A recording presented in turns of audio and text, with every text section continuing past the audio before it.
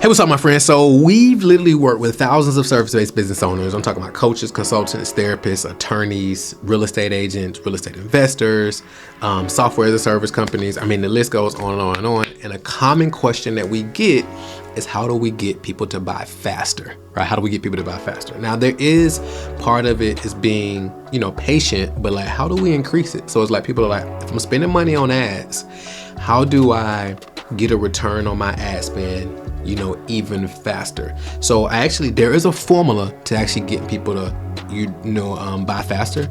And in this video, I'm actually walk you through step by step the whole process of how to do it. So let's jump over to my screen real quick. Let's walk through the thing step by step by step. So how to get people to buy 3 times faster. Okay. So first of all, I want you to understand it's this concept called mind share that I came up with. So basically mind share, and I'm gonna show you this document. And if you want this document and this whole thing, I'm gonna have a link in the description section where you can actually go get this whole document. So you can print out the PDF and have it on your desk and the whole 9 yards. But yeah, so let's dive in. So mind share equals market share of the mind. So you probably heard people use terms like, people who own market share and so forth and so on. When it comes to marketing and getting people to buy, you want to take up mind share, right? So the business, and I'm gonna give you some examples of this as well. But here's the reality. So the business that wins mind share first wins the market. The more mental real estate you occupy, the faster they trust you and the faster they buy. So mind share precedes market share. So if your goal is to get market share, the first thing you gotta do is get mind share. So the fastest way to increase trust and compress the sales cycle is to dominate mind share. So I wanna actually walk you through an example of how to practically pull this off. So let's look at it this way. So let's look at this graph with an X and Y axis. And if we look at the bottom part, this is going to be content. I'm just gonna put content, consumption, window, or timeline. So when they become aware of your business, across the bottom, so let's call it 1 week, 2 weeks, 3 weeks, 4 weeks, 5 weeks, 6 weeks, 7 weeks, 8 weeks, and so forth. So like how long they've been consuming your content. And then over here, we're gonna call this buyer readiness. So their buyer readiness score. All right, so then this is gonna be, what's their buyer readiness score from a 1? We'll just make that red because they're like, we'll actually make that blue. Let's actually make that blue because they're cold at 1. And at 10, they're hot, right? So now over time, what happens is somebody become not knowing who you are. And then over time, they're consuming more of your content over weeks, over months, and so forth. And then maybe over a year, 2 years, or whatever. And then eventually they buy, right? And you're like, yeah, I get that. That's what I'm seeing. Because you'll look at your email list and see when people subscribe to you and at one point they bought, when they became aware of you. Now, you're like, okay, Markwell, how do I actually go from them finding out about me to actually moving up the rate at which they buy? So them buying 3 times faster, right? So that's essentially, and don't mind my drawing, but essentially we want to move them from buying at this point versus buying at this point. So how do we do it? That's where the mind share concept comes in, and we're going to walk through this step by step so you can actually, implement this, right? So let me give you an example first and foremost. So when you think chicken sandwiches, most likely you probably think about Chick-fil-A, right? When you think computers, you probably think Apple. Now there are some exceptions, but generally speaking, even if you don't think about these companies I'm sharing first and foremost, you know of these companies, even if they're not the most top of mind for you or the immediate top of mind. If you think about soda, you probably think about Coca-Cola or whatever company owns top of mind with you. When you think search, you think Google. So much so, Google is a company name, but we've actually even turned a company name into a verb. Like if we want to look something up, we say, okay, just Google it, right? So the brand that dominates mindshare wins, because when someone is finally ready to solve their problem, they think of you. So the question you want to ask yourself is, how much mindshare do you currently own with your audience? When somebody thinks about the problem that you and your company solves, when they think about the problem when they think about the problem that your company solves, is your company top of mind? If the answer is no, we got to increase your mind share. So how do we do that? That's what I'm gonna actually walk you through.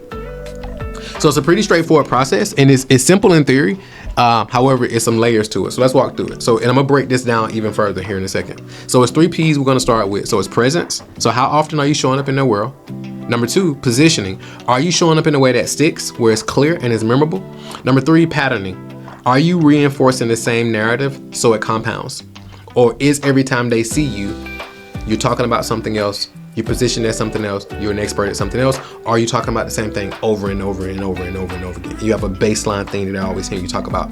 So Google did a study, and I did a whole video on this that you can check out. I probably have it in the description section, where we broke down the 7-11-4 rule, where they basically found, and we broke down like how to do it. So Google talked about, on average, they see that for somebody to buy, they need to consume 7 hours of content, 11 different touch points, and 4 different locations. And you want to be able to strategically do that. And within that, you want to have these different mental assets that they can actually consume. And I'm gonna do a whole nother video on mental assets, and we'll probably link up to it where you can go check it out, because you want to have these core 10 mental assets. So when people are going through this process right here that we just talked about, you want to have these key mental assets that they're actually consuming during this time.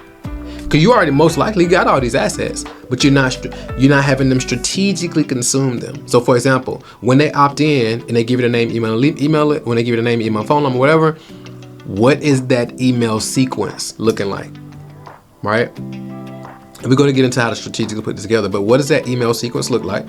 Like, what pieces of content are they consuming, right? Are we strategically getting them to consume 7 hours of content? I'm just giving you a baseline number. Do we got these mental assets strategically in front of them, right? What about retargeting ads? Are we retargeting them, overcoming objections and so forth? Because if you're only overcoming objections in the sales conversation, you're too late, right? You want to be doing all that in your marketing, in your mental assets that you want to make sure that you have in place, all right?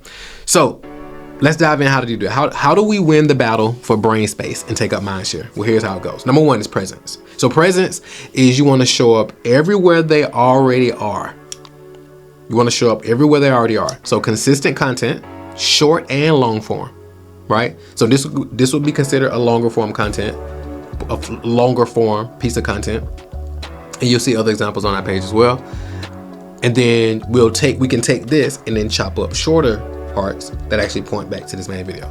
So retargeting and remarketing, like I just talked about, like, are you showing up? Like, when they log onto their devices, are they seeing you? Whether that's in terms of like banner type style ads, whether that's in video type ads, whatever that may be. And then what about partnerships that amplify your reach, right? If they never see you, they can't think of you. So are you getting on other people's platforms? Are you going on different podcasts? Are people putting you on their stages? And sometimes people are like, well, how do I get on these stages? How do I get on these podcasts? Guess what? When you take up mind share, other individuals who have these platforms, they're willing to bring you on their platforms because they know that your name is synonymous with solving a specific problem. And if their audience has that problem, they'll bring you in and get you in front of their audience.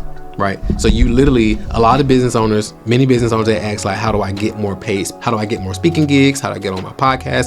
It's like when people see you and they have platforms, they see you as valuable. They want to bring you in on their platform because if they bring valuable people on their platform, that shows that they are valuable and their platform is valuable as well. So that's number 1, presence. Number 2 is positioning, right? So you want to be clear, different, and unforgettable. A lot of times people argue about being better, right? But the reality is you want to position yourself as different, because you can argue better all day long. But how are you different?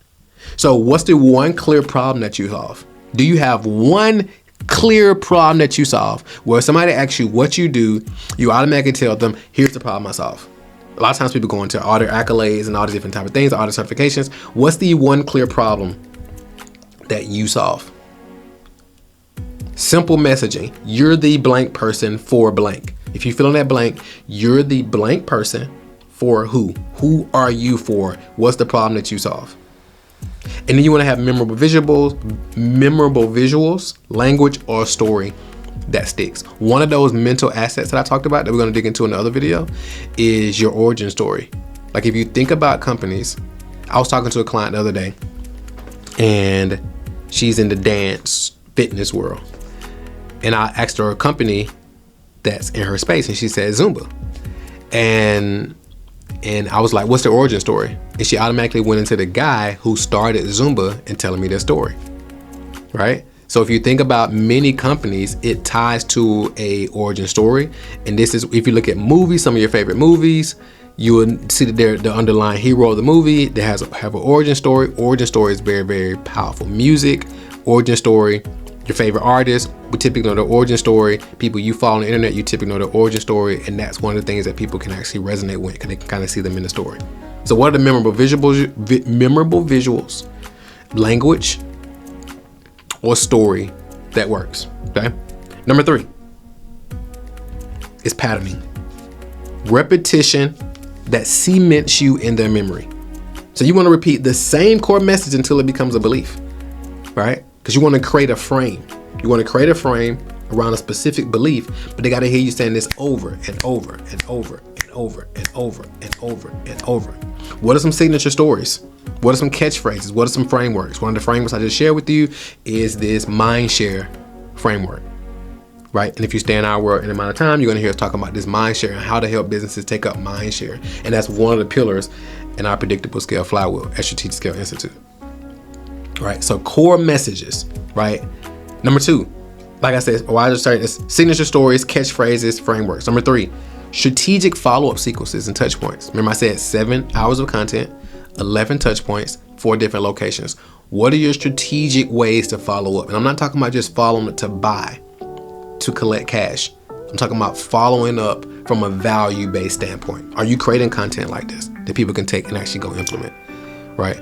Are you doing workshops or masterclasses? Are you doing text follow-up? Are you just reaching out to people just to kind of see what they're working on or what they're dealing with and how you can be of service, regardless of what you offer, regardless of your service? What are you doing to become magnetic and pull more people into your world? So now once they're ready to buy, they see you as top of mind. If you're silly, you're funny, are you tying that into your content? Or are you trying to be all serious? Right? People want to connect with you, the authentic version of you. Right? That's your secret weapon. You, authentically you, is your secret weapon, right? So how are you positioning yourself so people can be bought into you? Because in social media helps us create this thing called parasocial relationships where people get to know you, right? And if they begin to trust you, people will begin to do business with you. Even if they don't like you as much, if they trust you, people will do business with you. So strategic follow-up sequences and touch points. What's familiar is trusted. And trust buys faster. So if you want this, I don't want to use the word secret, but this, because I believe success is a system, not a secret. The system that you want to have to get people to buy from you 3 times faster is make sure you have a definitive process to actually take up mind share in the mind of your ideal client, because the one who takes up the most mind share for your ideal audience is the one that your ideal client is going to buy from. Again, you can get this whole PDF in the description section of this video and some other resources as well that actually help you take this and make this practical in your life, because I don't make these videos for education. I make these videos for implementation, because implementation is what leads to transformation. I'll see you in the next video. And be sure to subscribe and all that fun stuff as well, because we got a lot more of this type of stuff going on. All right, see you in a few.